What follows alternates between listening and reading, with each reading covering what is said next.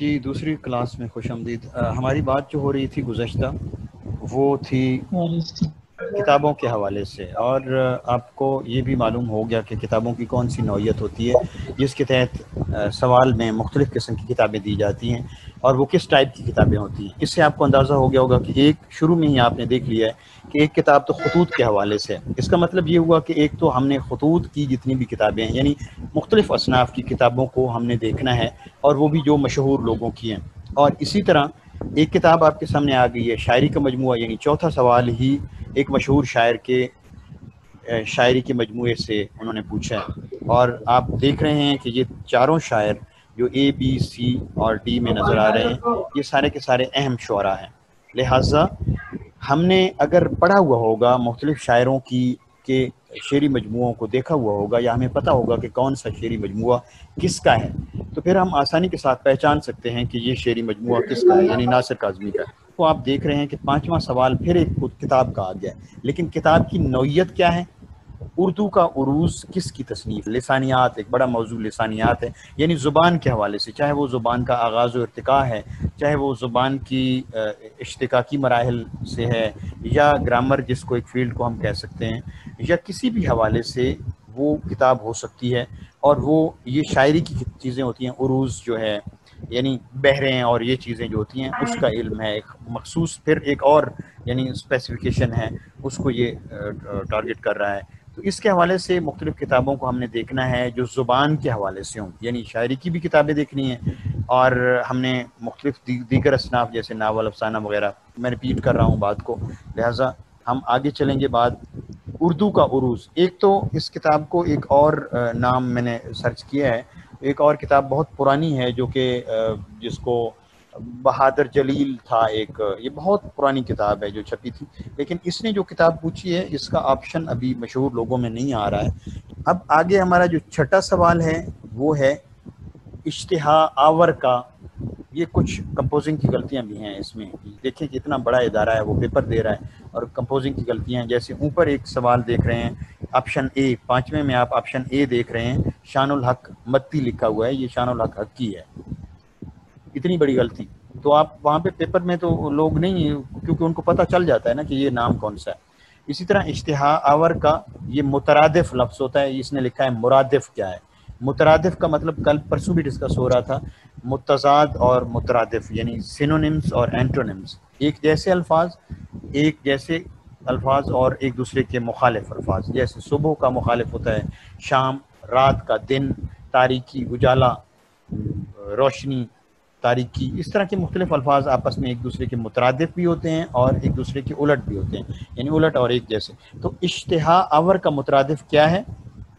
یہ آپ آپشن دیکھیں، پہلے تو سب سے پہلے آپ نے لفظ کو دیکھنا ہے کہ لفظ کیا ہے۔ اشتہا، اشتہا کا مطلب ہوتا ہے بھوک، آور کا مطلب ہوتا ہے کوئی چیز آنے کے حوالے سے، جیسے ہم لفظ پڑھتے ہیں حملہ آور، آنے والے، جو حملہ کرنے والے تھے، یعنی کوئی فعل سر انجام دینے والے یا کسی چیز کی وجہ سے کوئی فعل ہونے والا۔ اشتہا آور لانے والی، اشتہا لانے والی یعنی بھوک کو تیز کرنے والی۔ تو ہم اس میں دیکھتے ہیں کہ کون کون سے آپشن ہیں۔ ہم اگر ہمیں نہیں معلوم کہ یہ کیا چیز ہے تو ہم ذہن میں لائیں کہ یہ کہاں سے لفظ نکلا ہوگا، کیسے کوئی اور لفظ ڈھونڈنے کی کوشش کریں گے اپنے ذہن میں، یعنی جلدی جلدی آپ کا دماغ ایک پروسیسر کی طرح کام کرے گا کہ سارے اس کے ذہن میں جو اس کے اندر سوالات ہوں گے، الفاظ ہوں گے، وہ سارے کے سارے فوری طور پہ آپ کو ٹچ کریں گے اور وہ کہیں گے کہ اچھا یہ تو بھوک سے کوئی متعلقہ چیز ہے۔ تو پھر ہم دیکھیں گے جوابات کو، بھوک مٹانے والی نہیں جی، ہم تو سوچتے ہیں کہ ہم کہتے ہیں کہ یہ کھانا بڑا اشتہا انگیز ہے، ایک لفظ ہوتا ہے اشتہا انگیز، بھوک لانے والا یا بھوک کو بڑھانے والا، تو اس کا مطلب تو پھر آپ اپنے ذہن میں سوچیں گے کہ یہ تو چیز بن جاتی ہے بھوک تیز کرنے والی۔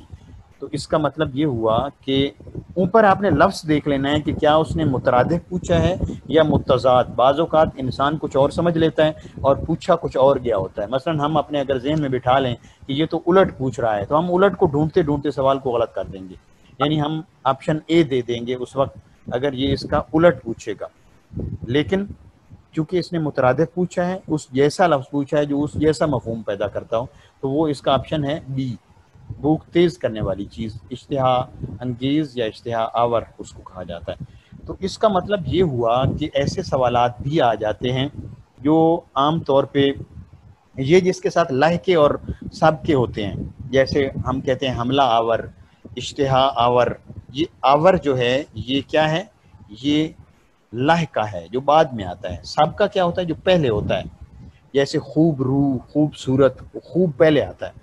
تو ایسے الفاظ کو بھی ہم نے دیکھنا ہے کہ جو مشکل تھوڑے سے ہوتے ہیں، جن کا مفہوم ہمیں نہ آتا ہو، ہم نے ان الفاظ کو مختلف پیپر سے، مختلف آبجیکٹیو ٹائپس سے، کئی کوسچنز ہوں گے جن کو ہم پڑھ کے سلیکٹ کر کے یہاں پہ ڈسکس کریں گے، تو اس ٹائپ کے سوالات بھی آ جاتے ہیں جن کا تعلق مفاہیم کے حوالے سے ہوتا ہے۔ اب 7واں سوال ہے بارش کی آواز۔ یہ کتاب کا نام ہے، شعری مجموعہ ہے، اسی طرح جیسے اوپر آیا تھا۔ تو ہمیں یہ بھی اندازہ ہو رہا ہے کہ سوالات صرف وہ پرانے شعری مجموعوں سے نہیں لیتا بلکہ نئے شعری مجموعوں سے بھی لے لیتا ہے۔ بارش کی آواز جو ہے یہ نہ تو حالی کی ہے نہ غالب کی ہے، یعنی جب ہم نے چیزوں کو پڑھا ہوا ہوگا تو پھر ہم ان چیزوں کو سمجھ لیں گے کہ کیا یہ پرانے اسالیب میں سے چیز ہے، یعنی اسلوب ایک سٹائل ہوتا ہے نا، ہمیں خود ہی اندازہ ہو جاتا ہے کہ غالب نے تو کوئی ایسی کتاب نہیں لکھی، لہذا غالب کی تو یہ کتاب نہیں ہے، نہ ہی حالی کی کوئی کتاب ایسی ہے کہ بارش کی آواز کے نام سے اس کا کوئی شعری مجموعہ ہے، اس کا بھی کوئی شعری مجموعہ نہیں ہے۔ تو اس کا مطلب یہ ہوا کہ امیر مینائی اور امجد اسلام امجد بچ جاتے ہیں۔ اب اگر ایک آپشن آ جاتا کہ ان میں سے کوئی نہیں تو پھر ہمارے لیے بڑی خطرناک بات تھی، وہ مشکل سوال بن جاتا ہے جب ان میں سے کوئی نہیں آ جاتا ہے۔ لیکن مشکل اس وقت ہوتا ہے جب ہمیں کچھ پتہ نہیں ہوتا۔ اب اگر ہمیں پتہ ہے کہ یہ سوال جو ہے یہ کس کی کتاب ہے تو ہم اس کو بڑی آسانی کے ساتھ سمجھ سکتے ہیں کہ یہ کتاب جس مصنف کی ہے، بارش کی آواز جو ہے یہ امجد اسلام امجد کی ہے۔ تو جب ہم ایسی کیفیت میں ہوتے ہیں کہ مجھے پتہ نہیں ہے، کہ میں نہیں جانتا کہ یہ کیا ہے اس کا جواب، تو میں پھر اندازہ لگاؤں گا، پھر میں کیا سوچوں گا کہ یہ جو نام ہے یہ کیسا ہے۔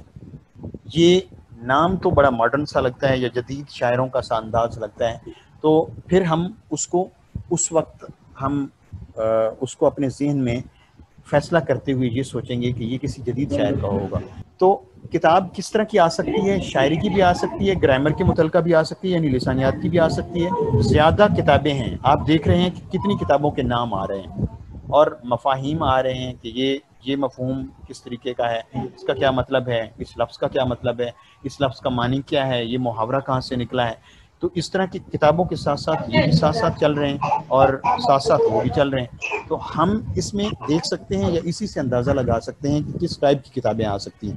میرا کہنے کا مقصد یہ ہے کہ 8ویں سوال کو دیکھ کے ہمیں اندازہ ہوتا ہے یعنی کس ٹائپ کی کتابیں آتی ہیں۔ مثلا یہ کتاب جو ہے یہ فتح محمد ملک کی ہے جو انہوں نے تنقید کے حوالے سے لکھی ہے، اس میں مختلف مضامین ہیں جو تبصرے کیے گئے ہیں۔ آگے 9واں سوال ہے سراسیمگی کا مترادف کیا ہے۔ اب پھر دیکھیں کہ اوپر بھی ایک سوال مترادف کا ہے، نیچے پھر مترادف کا ہے، وہ متضاد بھی پوچھ سکتا ہے۔ اگر آپ کو پتہ نہیں ہے کہ سراسیمگی کا مطلب کیا ہے، آپ پیپر میں بیٹھے ہوئے ہیں، آپ سوچتے ہیں پہلا آپشن ہے شاگرد بنانا، دوسرا ہے خوف زدگی، تیسرا ہے سمجھ بوجھ، چوتھا ہے قریب جانا، تو آپ کے ذہن میں شاید یہ ہے تو ویسے بہت آسان سا ہے، الفاظ استعمال ہونے والے جملوں میں استعمال ہوتا ہے کہ مثلا ہم جملہ پڑھتے ہیں فلاں ڈاکو کے شہر میں داخل ہوتے ہی پورے شہر میں سراسیمگی پھیل گئی۔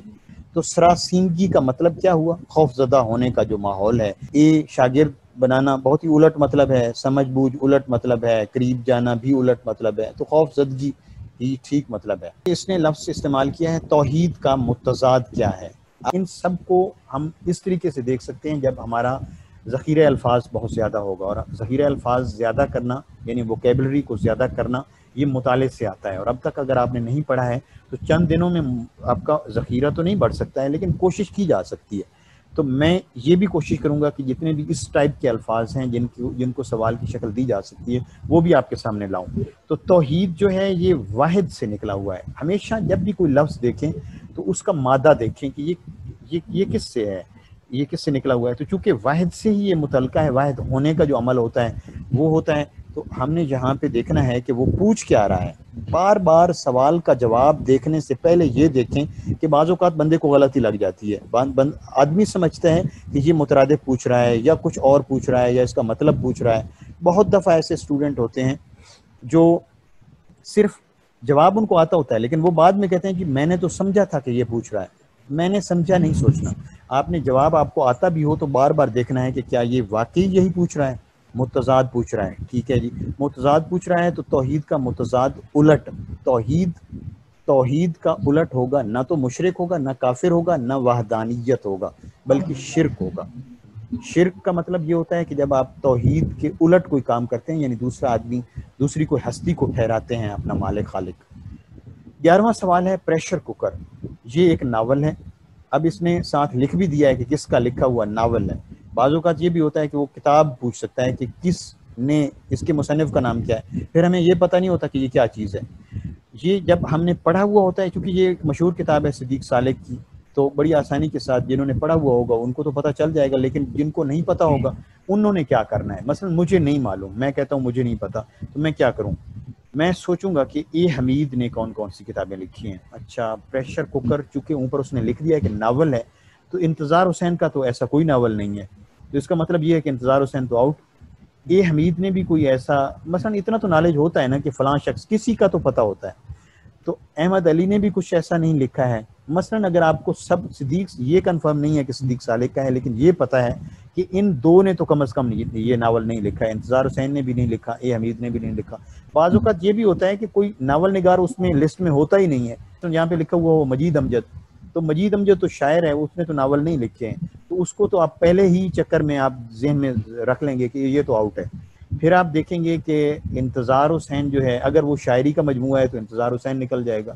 تو چونکہ انتظار حسین اور اے حمید نے ایسا کوئی ناول نہیں لکھا ہے, اور احمد علی نے بھی کوئی نہیں لکھا, تو اس کا جواب صدیق صالح آپ کو آسانی سے مل سکتا ہے. یعنی ایسا میں ایک ٹیکنیک بتا رہا ہوں کہ بعض اوقات اس ٹیکنیک سے بھی آپ جواب ڈھونڈ لیتے ہیں. ضروری نہیں ہے کہ یہ چیز آپ کا جو گر ہے یہ لاگو ہو جائے, لیکن بہت دفعہ ایسا آپ چھوٹی چھوٹی ٹیکنیکس کو استعمال کر کے بھی کچھ سوالات کے جواب ڈھونڈ لیتے ہیں. گلشن ہند کے مؤلف کون ہیں؟ اب اس سے آپ کو اندازہ ہو رہا ہے کہ اس طرح کے بھی سوالات آ جاتے ہیں جو بہت پرانی کتابوں, تو گویا کہ ہمیں پرانی کتابوں کو بھی دیکھنا چاہیے, خاص طور پہ جو فورٹ ولیم کالج کے دور میں کتابیں لکھی گئی تھیں, ان کتابوں سے لازمی طور پہ سوالات آتے ہیں کہ یہ باغ و بہار کس نے لکھی تھی, فلاں کتاب کس, طوطا کہانی کس نے لکھی. بہت سی کتابیں کیونکہ اس میں آپ دیکھ سکتے ہیں. پھر یہ یعنی یہ جو ادارے ہیں, اس سے ہمیں اندازہ ہوتا ہے کہ ہم نے 4 اداروں کو تو لازمی, 4 اداروں نہیں بلکہ 4 تحریکوں کو لازمی طور پہ پڑھنا ہے. ایک تو فورٹ ولیم کالج کی تحریک تھی, فورٹ ولیم کالج تھا, اس تحریک کے انڈر بہت سی کتابیں لکھی گئی تھی. ایک علی گڑھ تحریک ہے, علی گڑھ کالج تھا, اس کے انڈر لکھوائی گئی تھی کتابیں. پھر 2 رجحانات ہیں جن کے تحت لکھا گیا ہے, ایک رومانوی تحریک ہے اور ایک ہماری ترقی پسند تحریک ہے. ان 2 رجحانات کے تحت بھی بہت سی کتابیں لکھی گئی ہیں, تو ہم ان رجحانات کے تحت بھی کتابوں کو دیکھیں گے, اور 2 بڑے اداروں کے تحت بھی جو تحریکوں کی شکل میں ہیں ان کو بھی دیکھیں گے. تو ان سب کی کتابوں کو جب ہمیں معلوم ہوگا کہ وہ کون کون سی کتابیں لکھی گئی ہیں, تو پھر ہم بڑی آسانی کے ساتھ یہ جان سکتے ہیں کہ یہ والی کتاب کس کی ہے. یہ مرزا علی لطف کی ہے. مؤلف اور مصنف میں کیا فرق ہوتا ہے؟ مؤلف ہوتا ہے تعلیف کرنے والا. غالب کا شعر ہے, تعلیف نسخہ ہائے وفا کر رہا تھا میں. 3 چیزیں ہوتی ہیں, تعلیف کرنا, ترتیب دینا اور تصنیف کرنا. تصنیف ہوتی ہے ٹوٹلی جو ایک شخص اپنے طور پہ کوئی چیز لکھتا ہے, ہم کہتے ہیں یہ فلاں شخص کی تصنیف ہے, جن کا پہلے وجود نہیں ہوتا ہے. کچھ چیزوں کا پہلے سے وجود ہوتا ہے اور ایک شخص اٹھا کے, مثلا میں کیا کرتا ہوں, ایک مضمون میں آپ کا لیتا ہوں, ایک مضمون میں کسی اور کا لیتا ہوں, 4 مضمون میں ادھر سے کسی اور کے اکٹھے کرتا ہوں, میں ان سب کو اکٹھا کر کے ایک کتاب بناتا ہوں. وہ کتاب, میرا نام اس کتاب پہ مرتب کے طور پہ آئے گا. میں اس کو مصنف نہیں کہہ سکتا, میں اس کو مؤلف بھی نہیں کہہ سکتا ہوں. میرا نام ہوگا مرتب, یعنی میں نے اس کو ترتیب دیا ہے, میرا اس میں اور کوئی کردار نہیں ہے, میں نے اس کو کچھ بھی نہیں اس میں نہیں لکھا ہے, میں نے ان چیزوں کو اکٹھا کر کے ایک کتاب کی شکل دے دی ہے. کتاب تو ہے, میں کہہ سکتا ہوں میری کتاب ہے, لیکن میری حیثیت کیا ہے؟ مرتب کی حیثیت ہے. اور یہ چیز, یہ عمل کیا ہوگا؟ ترتیب دینا ہوگا, اس کو ہم مرتب کہیں گے. اسی طرح ایک شخص ہوتا ہے جو نہ مرتب ہوتا ہے نہ مصنف ہوتا ہے, اس نے چیزوں کو اکٹھا تو کیا ہوتا ہے لیکن اپنے الفاظ میں اس کو بیان کیا ہوتا ہے, اس نے ان چیزوں کو اپنے ایک اور انداز میں بیان کیا ہوتا ہے. اس کو کہا جاتا ہے تالیف کرنا. یعنی آپ نے ان کو اکٹھا کیا ہے لیکن ان کی, وہ آپ کی پیور اپنی تصنیف نہیں ہے. کچھ چیزیں آپ کی اپنی بھی ہوں گی لیکن کچھ چیزوں کو آپ نے ادھر سے لیا ہے. تو مختصراً مؤلف, مرتب اور مصنف کا یہ مطلب ہوتا ہے کہ مصنف خود سے کچھ چیز لکھتا ہے جو پہلے نہیں ہوتی، مؤلف پہلے والی چیزوں کو اٹھا کے ایک نئی شکل میں دیتا ہے اور مرتب جو چیزیں ہوتی ہیں ان کو ایز اٹ از پیش کر دیتا ہے. ٹھیک ہے جی.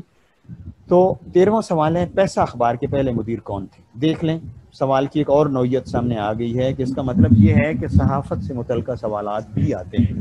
ہمیں جو ابتدائی دور کے اخبارات ہیں ان کو لازمی طور پہ ان کے جاری کرنے کے یہ سن، یعنی کس سال جاری ہوا، کس زبان میں جاری ہوا، کون سے شہر سے جاری ہوا، اور اس کے مدیر کون تھے، اور کن لوگوں نے اس کو جاری کیا، کس قسم کے لوگ تھے، یعنی یہ ساری چیزیں آپ نے کرنی ہیں. سوال نمبر 14 یہاں پہ موجود ہے. نیچے آپ نے آپشن دیکھنے ہیں. تیز آندھی کا طوفان، تیز کام کرنا، تیز دوڑنا، زبان درازی کرنا.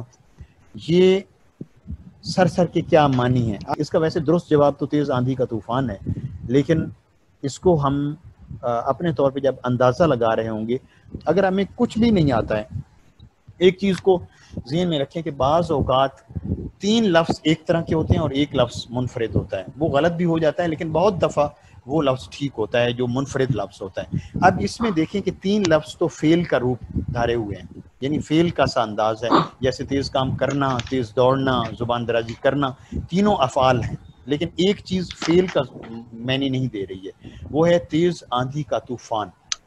تو یہ ایک خصوصیت والا طوفان ہے جس کی خصوصیت کیا ہے؟ تیز جس میں تیزی ہے، جس میں تیز آندھی ہے. تو سر کا مطلب یہ آپ اس طریقے سے بھی سلیکٹ کر سکتے ہیں اگر آپ کو نہ آتا ہوں، یہ میں اس حوالے سے بات کر رہا ہوں. کار آشیاں بندی، جن لوگوں نے آپ میں سے اقبالیات کو پڑھا ہوا ہے آپ کو پتہ ہوگا کہ یہ شاہین کے لیے استعمال کیا گیا. یہ شعر میں آتا ہے کہ شاہین کے لیے ذلت ہے کار آشیاں بندی. تو جن لوگوں نے پڑھا ہوا ہوگا ان کے لیے تو بڑی آسانی ہے کہ یہ کام اس کا کیا مطلب ہے. تو اس کا مطلب بڑی آسانی کے ساتھ وہ سمجھ سکتے ہیں. کار کا مطلب ہوتا ہے کام، یعنی اگر آپ کو مفہوم کی سمجھ نہیں آ رہی ہے تو پھر آپ نے دیکھنا ہے کہ اس کا مفہوم نکلتا کیا ہے ایک ایک لفظ کا، پھر آپ نے ایک ایک لفظ کو دیکھنا ہے. کار کا مطلب کام ہوتا ہے، آشیاں کا مطلب گھونسلہ ہوتا ہے، بندی کام کے زمرے میں آ رہا ہے، فلاں بندی جس طرح ہم کہتے ہیں فرقہ بندی. تو اس کا مطلب تو یہ ہوا کہ فرقہ کا کام کرنا یا اس طرح کا کوئی مطلب ہے. یعنی یہ میں آپ کی سوچ کے حوالے سے بات کر رہا ہوں. لہٰذا بندی آشیاں بندی کہیں اس طرح تو نہیں ہے جیسے فرقہ بندی ہوتا ہے. تو فرقے بنانا کے معنوں میں چونکہ آتا ہے تو اس کا مطلب یہ ہوگا کہ یہ بھی کہیں گھونسلہ بنانے کے زمرے میں کوئی بات آتی ہے. چونکہ پیچھے کار لگا ہوا ہے تو کار آشیاں بندی کا مطلب شاید یہ تو نہیں کہ کہیں گھونسلہ بنانے کا کوئی کام. اب آپ نے آپشنز کی طرف آنا ہے. پہلے اپنے ذہن میں سوچ لینا ہے، آپشنز کو نہیں دیکھنا. پہلے معنی خود ڈھونڈنے ہیں تاکہ آپ کے ذہن میں جو معنی آتا ہے کیا نیچے والے لفظوں میں وہ معنی ہے یا نہیں. اگر تو جو آپ کے ذہن میں مفہوم آیا ہے بغیر دیکھے، یعنی بغیر آپشنز کو دیکھے آپ کے ذہن میں جو مفہوم آیا ہے، کیا ان میں سے کوئی مفہوم اگر نکلتا ہے تو اس کا مطلب یہ ہے کہ وہ ٹیلی ہو گیا ہے. یہ پہلے مفہوم آپشنز نہ دیکھنے کا فائدہ یہ ہوگا. مثلا میں نے ابھی آپشنز کو نہیں دیکھا اور میں نے یہ مفہوم آپ کی سوچ کے مطابق اندازہ لگایا ہے. تو کیا آپشنز آئے ہیں؟ کام چوری کرنا، نہیں، یہ تو بہت الٹ مطلب ہے. کام درست کرنا، یہ بھی الٹ ہے. کام کرنے کا سوچنا، یہ بھی الٹ ہے. گھونسلہ بنانا، چونکہ آپ نے ادھر شعر بھی پڑھا ہوا ہوگا تو آپ کو اگر مفہوم نہ بھی آتا ہوگا تو کچھ نہ کچھ آپ کے لیے آسانی ہو جائے گی کہ وہ جو گھونسلے کی بات ہو رہی تھی شاہین کے لیے، تو یہاں پہ جو مطلب آ رہا ہے گھونسلہ بنانا، یہ ایک کام ہے. کار آشیاں بندی یہ بھی کام ہے. تو اس کا مطلب یہ ہوا کہ یہ اس طرح کا آ سکتا ہے. اچھا، اس سے ہمیں یہ اندازہ ہوتا ہے کہ شعروں کی جو تراکیب ہیں، مختلف اشعار، مشہور اشعار ہمیں پڑھنے چاہیے کیونکہ اس کی تراکیب سے بھی لفظ آ سکتے ہیں آپ کے سوال کے طور پہ. لہٰذا جتنے بھی مشہور اشعار ہوں گے اس کا ہمیں یاد کرنے کا فائدہ یہ ہوگا کہ ایک تو ہمیں اگر مشہور شعر کوئی سوال میں آ جاتا ہے تو اس کا پتہ ہمیں چل جائے گا کہ یہ کس کا شعر ہے، اور دوسرا ہمیں اس میں سے اگر کوئی ٹرمینالوجی نکالی جاتی ہے، ہمیں کوئی اور صنعت کا استعمال کے حوالے سے سوال آتا ہے یا اس طرح ترکیب کا کوئی سوال آتا ہے کہ اس کا مطلب کیا ہے، تو پھر بڑی آسانی کے ساتھ ہم وقت ضائع کیے بغیر، کیونکہ 100 سوال بہت بڑا ٹائم مانگتا ہے. 120 منٹ آپ کے پاس ہوتے ہیں اور 120 منٹ کا مطلب یہ ہے کہ ایک منٹ میں آپ کے پاس ایک سوال کے لیے تقریباً کوئی 40 سیکنڈ ہے. تو 40 سیکنڈ آپ نے جتنے ٹائم یہاں سے ایک ایک سوال سے بچانا ہے، آپ کو فائدہ آخری سوالوں میں ہوگا کہ جو مشکل سوالات ہوں گے ان کو آپ بڑی آسانی کے ساتھ پھر ان پہ وہ ٹائم دے سکتے ہیں جو آپ نے یہاں سے بچایا ہوگا. لہٰذا آپ نے ٹائم ضائع کیے بغیر ہر 40 سیکنڈ میں سے کم از کم آپ نے 30 سیکنڈ بچانے کی کوشش کرنی ہے, یا 20 سیکنڈ تو بچانے کی لازمی کوشش کرنی ہے آسان سوالوں سے. لہٰذا جلدی جلدی آپ نے سوالات کو حل کرنا ہے. تو ابھی آپ کی کلاس ختم ہونے والی ہے. اللہ حافظ. کل انشاءاللہ کلاس ہوگی انشاءاللہ. اللہ حافظ. Okay sir, thank you. اللہ حافظ. اللہ حافظ. Thank you so much.